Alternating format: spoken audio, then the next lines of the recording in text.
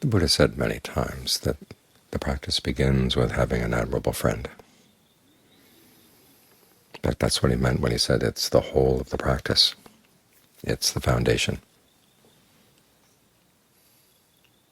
The admirable friend points you to qualities of human beings that are possible, good qualities, that if you don't have an admirable friend, you might think were impossible.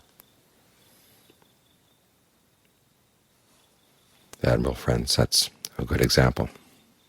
And to maintain a friendship with an admirable friend, you have to start developing some of the same qualities that that friend is showing to you.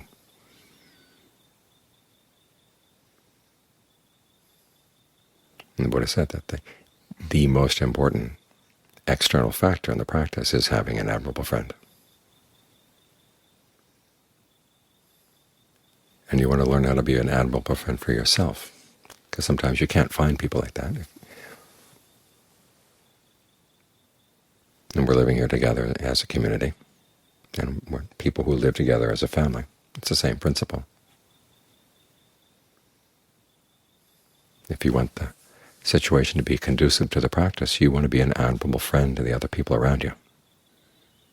So what are the qualities? There are four that the Buddha outlines. The first one is conviction. This means conviction in the principle of karma, basically. They say that it's conviction in the Buddha's awakening. The fact that he really was awakened. But when you look at what does that mean? It means that human beings can find a true happiness through their efforts, and their actions really do make a difference. When the Buddha talked about his path, it was all about his actions, the things he had been doing that he realized were getting in the way of finding true happiness, and his experiments to find other ways of acting, until he finally came across the right way, starting with his discovery of right concentration, or his remembrance of a time when he'd been in right concentration, realizing that this was an important factor of the path.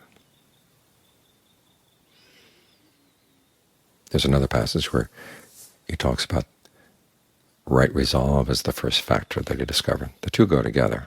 As right resolve, as it develops, turns into right concentration. You want to get rid of sensual passions. You want to get all your fascination with sensual thinking. Try to put that aside. Any thinking that's imbued with ill will, any thinking that's imbued with harmfulness, you put those things aside, and you find the mind settles into skillful thoughts, and then from skillful thoughts it begins to gather into one. But it's good to think about these as being two of the implications of having convictions in the conviction in the Buddha's awakening. You want to get these two factors down, because it's through your resolves that you act, and your actions take a specific shape. Your intentions can be all over the place. 1 minute intending something, another minute intending something else.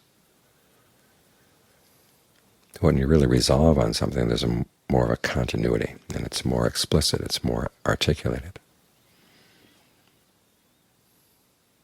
So think for a bit about what it means that the Buddha gained awakening through his efforts, and he showed that it's something human beings can do. It's what the purpose of all those autobiographical passages where he talks about his path to awakening, showing that it's something that we could do too. There's nothing in there that requires that you be superhuman or that some superhuman agent comes down and helps you. So you think about what that means for your life. Try to develop a sense of conviction in this. And the rest of the qualities are going to follow. Because when you really believe that your actions make a difference and they're going to come back, you want to be generous. You want to be virtuous. You want to develop discernment. Those are the other three qualities.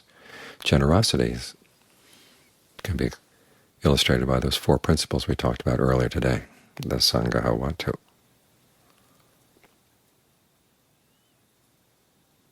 They talk about various ways in which you can be giving to other people, and generous with material things, sharing with other people what you've got, sharing your time, sharing your energy, sharing your knowledge when it's helpful. kind words or endearing words. How are these a gift? Well, you know what unendearing words are like. They can really be an acid that corrodes away a relationship. Endearing words are not just sweet words or nice words. For words to be endearing, that you want them to have meaning and to be helpful. And if you're going to point out somebody else's weak points or criticize some of their actions, you want to take the time, and this is where it's a gift. You take the time and the energy to figure out what would be the best way to get to that person, or to bring these subjects up, at the same time showing respect. Because it's the respect there that makes the words endearing. When you help someone, you want to help them in ways that really are to their advantage. In other words, you don't go just making a show of being helpful to score points. You're trying to think about what would really be helpful for this person, what would really be for this person's true well-being, and you give that kind of help. And then there's consistency. Be consistent in your help. There are times when it's going to be difficult.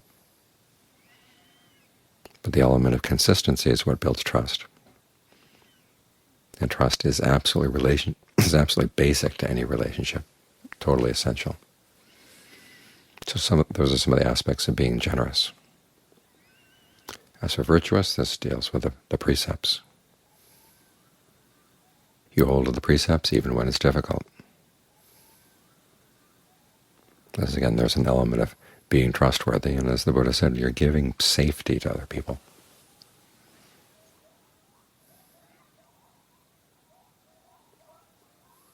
You're setting a good example. He said one of the worst things you can do for someone else, and one of the most harmful things you could do to someone else, is to get them to break the precepts. Coming up with arguments for a while, there are times when it may not be so bad to kill, or so bad to steal, or have illicit sex, or to lie, or to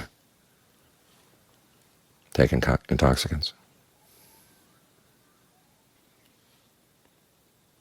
So you don't want to do anything that would get somebody else to do that. Think about that passage we chanted just now from the Metta Sutta. You're not only wishing for other people to be happy, but you're also wishing that they not harm one another. Because you know, if they harm one another, the person who's doing the harming is going to get harmed back in return.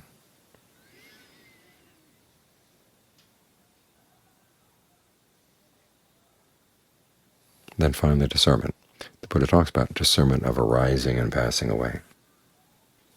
And it's more than just watching things coming and going. You want to figure out when something undesirable comes, what went with it, what comes with it. When it goes, what went away at the same time. The same thing with things that are really desirable. We're talking about desirable in the long term.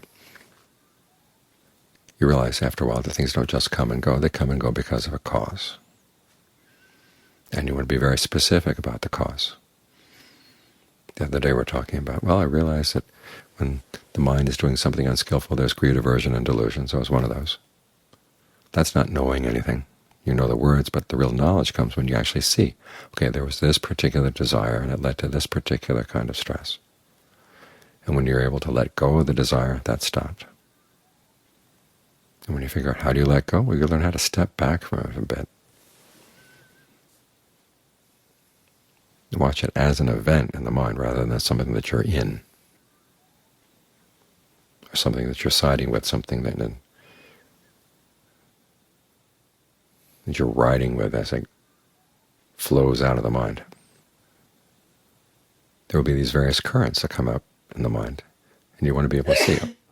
You want to be able to see, okay, there's that current, but I'm not going with it. They talk about being safe from the flood, being above the flood on an island. And the river comes past, and you see the currents flowing and all the stuff that's being carried down by the currents. Kind of like the Yukon River up in Alaska. When the ice breaks up, there's huge blocks of ice coming down the river, and it's a dangerous place to be. Sometimes there are trees and other things under the ice. You want to get out of the river then. It's the same with the mind. Your mind is like the Yukon River. It's got some dangerous things in the way that it flows, and you want to be able to step back from that. Because the important thing here is that you realize that what's really weighing the mind down is not what other people are doing, it's the mind's own habits of riding with these things. And you can see how this would help a relationship if you're looking at the mind's suffering as something the mind is doing to itself. It means you're not blaming other people around you. And that's an important principle.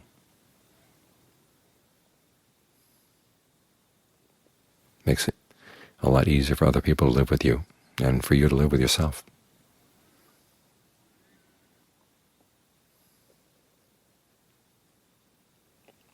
So we both want to look for admirable friends and be admirable friends ourselves. This way we pick up good influences and we spread some good influences around. And we actually help one another rather than being an obstacle to one another.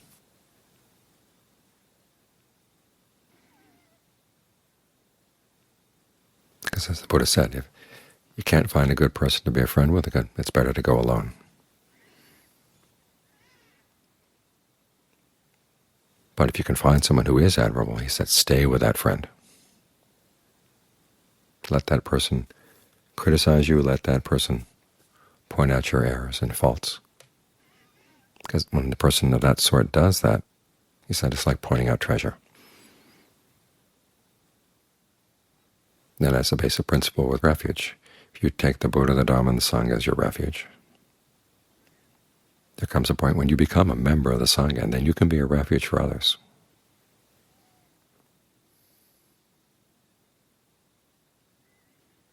So think about these principles of admirable friendship and realize it's, one, something you want to look for in other people, and two, these are qualities you want to develop in yourself.